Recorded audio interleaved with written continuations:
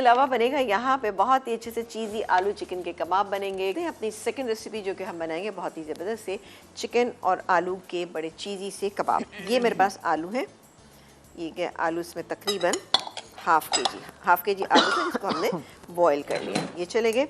अच्छा, इसके अंदर हम डालेंगे चिकन जाएगी श्रेड की भी तकरीबन इसके अंदर, ये 1 कप के करीब। ठीक है, थोड़ी मुझे ज़्यादा लग रही है तो हम थोड़ी सी बचा लेते हैं, कोई इशू नहीं है। ये गई।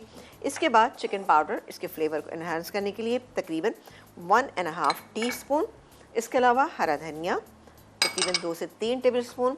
ये ज़ीरा पाउडर 1 टीस्पून ज़ीरा पाउडर, 1 टीस्पून पिसा हुआ गरम मसाला आप ले सकते हैं। ये गया। हरी मिर्चें ये गई इसमें 2 से 3 आप बारीक चॉप करके।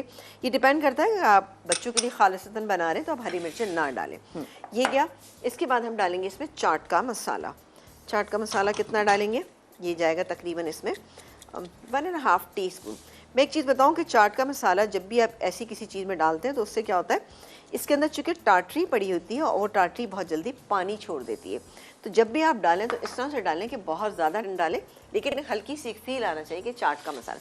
लेकिन अगर आपका चाट का मसाला खटाई बेस है तब आप ज़्यादा डाल सकते हैं, वरना चाटी बेस अगर है तो उसको आप कम डालें। ठीक है। ये नमक। और ये कैसे पता चलेगा? ये तो आप जब घर में बनाते हैं तो आपको अच्छा, पता घर के चाट मसाले में ही मालूम हो सकता है, बाजार वाले में तो नहीं मालूम हो सकता। वो आप जितना दिल चाहे डालिएगा। हाँ, बस फिर वो तो आप आइडिया कर लें। हाँ, ये गई इसमें। ये नमक चला गया इसमें तकरीबन 1.25 टीस्पून। पिसी हुई लाल मिर्चें भी थोड़ी सी डाल देते हैं, तकरीबन 3-4 टीस्पून मैंने डाल दी। अब इसको मैं मिक्स करूँगी। इतनी सिंपल रेसिपी अच्छे से मिक्स करूँगी। मिक्स करने के बाद हम इसके कटलेट्स किस तरह से बनाएंगे या कबाब किस तरह बनाएंगे। अब मुझे अपने हाथ जो है, आप मिक्सिंग कर लें अच्छे से, हम ब्रेक ले लेते हैं। ठीक है, बस इसकी मिक्सिंग है नॉर्मली इसी तरह से जैसे कबाब बनाते हैं। अच्छा, एक चीज़ मैं थोड़ी सी बताती जाती हूँ कि ये मेरे पास चीज़ रखा हुआ है, ठीक है ना। चेडर चीज़ का इस्तेमाल हम करेंगे। सेंटर में थोड़ा सा चेडर चीज़ की फिलिंग करेंगे। अच्छा, एक मैं आपके सामने बनाऊंगी, बाकी मैं बना के रख लेती हूँ। एक आपके सामने बनाएंगे। अंडा और ब्रेड का मैं कोट करेंगे और फिर उसको फ्राई कर लेंगे। बिल्कुल, हाँ, दिखाने के लिए। इसमें कोई ऐसी चीज़ है नहीं मैं आपको, लेकिन फिर भी बता रही क्योंकि इस टाइप की चीज़ें हम बहुत बनाते रहते हैं। ये देखिए मिक्स किया और सेंटर में हमने इसके ये थोड़ा सा चीज़ तकरीबन ऐसे हर एक में अगर आप चेडर चीज़ 1 टेबल स्पून डालते रहेंगे तो बेहतरीन रहेगा। निकलेगा हरगिज़ भी नहीं इंशाल्लाह, तो थोड़ा बहुत निकल जाता है, कोई इशू नहीं।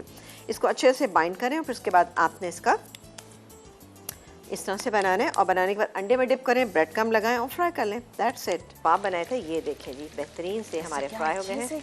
अब आप देखिए, एक चीज़ मुझे आपा की बहुत अच्छी लगती है, जब भी आपा कोई कबाब बनाती हैं या कटलेट्स बनाती हैं, एक तो साइज सेम होता है, फिर कोशिश करती है फ्राइंग के टाइम पे भी कलर एक जैसे ही रह सकते हैं ना। कोशिश तो ये होती है, पता है, अच्छा वही लगता है कि फ्राइंग मतलब ये ना हो कि आपने 7-8 चीज़ें बनाई हैं और पता चला कि हर एक का कलर डिफरेंट है।